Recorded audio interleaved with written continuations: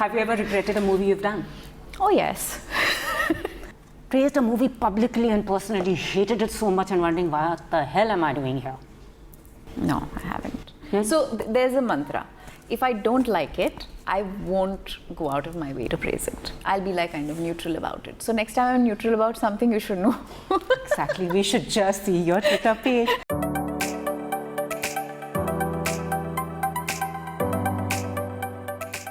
Dia, it's wonderful to have you on GoodTimes. It's so nice to be with you. Yeah, exactly. And you make your digital debut with Kaafir. So what was that experience like? You've done so much. I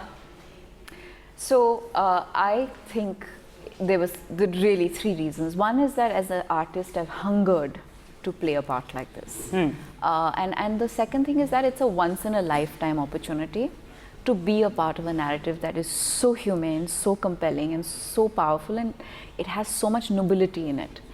And the third reason was that I really, when I read the script, I was goosebumped out and I was crying and smiling right through it. And I kept thinking to myself, there couldn't have been a better time. And thank God this is a series and not a film, because the 8 episodes give the opportunity for the narrative to really humanize every character. So you're not just seeing things from one perspective, you're actually seeing a more wholesome perspective on all the characters, and it makes such a big difference. I couldn't have asked for a better debut. I really couldn't have. And you know, the fact is that your screen outings are few and far in between, because you have been championing the cause of the climate and the environment. So what was it? I also championed the cause of not selling yourself short. Exactly, exactly. And the power of no. Yeah, true. So I mean, playing Kainas, and it's also a true life story. Yeah. So was it really difficult for you to get under the skin of this character, and also to think what this real woman must have gone through? Because sometimes people write about characters they think of, but there's someone who lived through these times. I think that's what made it the most compelling for me. The fact that this human being existed, she's no more. That she experienced what she did. I think what that did was, I'm getting goosebumps just saying this. What that did for me, Puja, was to ensure, and that was really the effort in the preparatory phase, was to ensure I understood what the experience was as well as I could. So to do a good amount of research on the geopolitical issue, the social issues, but also to understand how people live in Pakistan occupied Kashmir. What is their daily life like? You know, how they kind of escape shelling and take cover and go back to doing whatever it is they were doing like nothing happened. It's a remarkable kind of life to have, an environment to live in, and then to find yourself trapped in a jail for 7 years and to birth a child in imprisonment. You know, what is the idea of freedom? What is the idea of identity? What changes in a woman when she experiences all this? So the interesting thing that I have felt for the first time is, because it was a true story, I really wanted to feel the full extent of everything. I feel as people, we tend to kind of stop short, protect ourselves a little bit from going to places, even in our everyday lives. True. And as an artist in this part, I wanted to go all the way. But also the fact this comes at a time when there is the political tension across the borders, and then you have a narrative like this, because there are stories both across, because the human beings, these are man-made borders. Absolutely. So at this particular time in the political scenario, what do you make of a film like that? It's essential, especially at a time when we have decided not to communicate with each other. I think it's so essential, and I really hope that every politician, bureaucrat on both sides watches this story. 147 countries will be watching it. I hope Pakistan and India watch it and love it and learn to love from it the way I guess we did. But I feel like the story of Kaafir transcends all borders. It's not about India and Pakistan only. I think it's about conflict anywhere. It's also about prejudice anywhere. And it's not about prejudice against our neighbors. It's about prejudices against religion, caste, culture, ourselves. How many prejudices do we have even impose even on ourselves as human beings? So there's something very, very meaningful and beautiful to discover here. And also, we are seeing a lot of strong content being written for women on the OTT platform.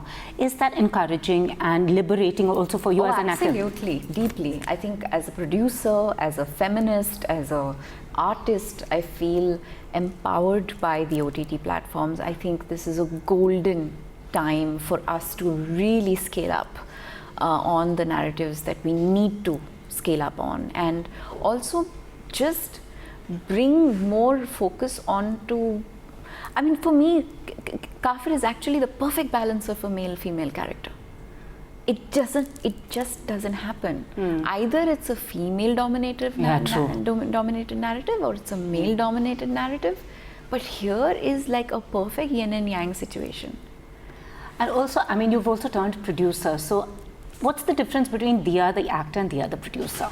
Dia the producer is hands-on, is concerned, and is in constant need to make sure I'm facilitating everything at all times. As an artist, I think your primary concern is to make sure you deliver your part and you remain focused on what you're doing. But also when it comes to content, are the producer and the actor on the same wavelength? Oh, absolutely. Absolutely. Because I think that, and especially now, more than ever before, I think I'm so aligned with what I love and what I believe is my purpose, that every choice I make, whether it is as an actor or as a producer, comes from that alignment, that idea of what I believe art and content can do. And how much can it affect you as a person? Because sometimes roles and characters don't leave you and they deeply impact you. Rajkumar Rao had said that after he played Umarta and Trapped, he was just mentally very, very disturbed to get into that space. Well, everyone around me, whether it's my mum or even my co-actor Mohit or my director, they all feel like I'm still Kainaz. I haven't really left her world. And a lot of them seem to tell me that I should, but I'm actually beginning to believe that Kainaz will never leave me. If a 21-year-old woman who attempts suicide jumps into a river in one country, gets washed up in another country, is labeled a terrorist, put behind bars for 7 years, and produces a child in imprisonment, what do you think would be her life, her state of mind, her experience? It's unfathomable. True, I can imagine. We need a lot more such human stories because sometimes we are not in touch with our humanity. So let's do something lighter. Okay, Never have I ever. Okay. Have you ever lied about the reason why you reached the set late? Of course I have. Okay. Have you ever fought with your husband over a role you have chosen? No, I haven't. Given someone a fake phone number? Oh, totally. Hated a present but told someone that you loved it? Yeah, I'm a well brought up child. I will never be ungrateful. Have you woken up one morning and just taken off without telling anybody about your whereabouts? No. I'd like to do that though. Okay. I've been getting that feeling. It's the Kainaz effect. I want to go away. I want to go away. Have you ever regretted a movie you've done? Oh, yes. Have you ever regretted turning down a role? No, I haven't. No, I haven't, yeah. I haven't regretted turning down a role. Praised a movie publicly and personally, hated it so much and wondering what the hell am I doing here? No, I haven't. So there's a mantra. If I don't like it, I won't go out of my way to praise it. I'll be like kind of neutral about it. So next time I'm neutral about something, you should know. Exactly. We should just see your Twitter page. Fallen asleep on the job? Not in a long time. Eaten an entire tub of ice cream by yourself in one sitting? Very long ago. Okay, I mean, it doesn't seem so that you do it now. And also locked your keys in the car? Oh, of course. Okay, now sticky situations. Yes. You played the role of Manyata and Sanju. What would you do if you actually woke up as her? Should I put this away? Yes. This needs to go. Yeah. Never have I. Yes. What would I do? Oh my God. Listen, Priya, this is a really tough question, okay? Really? What would you do? What if you just woke up like that one day? What would you do? Something different? What? I'd smile like Dia. I'd bare my teeth. Okay, what would you do if you learned your lines, came on the set and just blanked out? That's happened. Really? Yeah. When you're working with Ranbir Kapoor on your first day of work, it could happen to the best of us. Really? Yeah, I have, like, for the first 15 minutes, I was like, I have no idea what I have to say, I have no idea what I have to do. And then, of course, you kind of calm your nerves and everything comes back to you. He had that impact on you for somebody who's been in the industry for like, what, 18 years, 19 years? Yeah, he did. He's just exceptional. Absolutely exceptional. So you think he's like the brightest? He's my favorite actor. He definitely is my favorite. I think it's hard to internalize and then be so nonchalant about it the way he is. I mean, he looks like he's totally effortless. It is true, actually. But he is, the kind of effort he puts into what he does is amazing. What would you do if PM Modi called you up and said he's coming over in 5 minutes to see you? Are you serious? That's all I would say. I'd be like, are you serious? Me? And what would you do if social media just vanished and you woke up one morning, there was no Twitter, no Instagram, no Snapchat, nothing, no Facebook?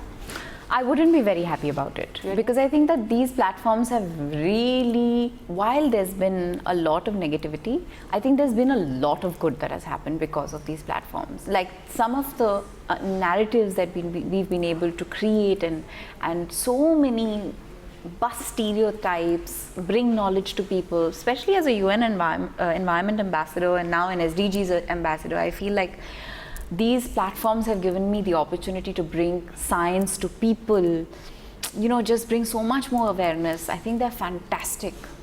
I would not be able to live without them. Okay, lastly, which is the one overrated and underrated thing about the industry that you've been part of for nearly 2 decades now? I think overrated would be that there is almost like this idea that everything in our world is perfect. It is not. We are just as messed up as everyone else. Underrated, I think, would be how hardworking we are. We are a very, very hardworking industry. Thank you so much. Thank you. And what's your idea for good times since you're on Good Times? My idea of a good time is going to the forest, getting a lovely massage, listening to music, doing pottery, painting, reading. Wow. Are you anytime soon going to be penning your memoirs, or is that like... I do write occasionally, but I haven't really written long format yet. I'm not... Are you planning to do that? It will need time. I don't know if I have it. So what would be the title of your book be called if you were to write? I've actually been thinking about something that I would really want to share with children and young people in the country. And because I'm not a mother yet, I was thinking of calling it Heroes for My Unborn Child. Oh, awesome. Yeah. All the very best, and looking forward to you doing Thank a lot you. more content and producing such content. Thank you. Thank you. Thank you.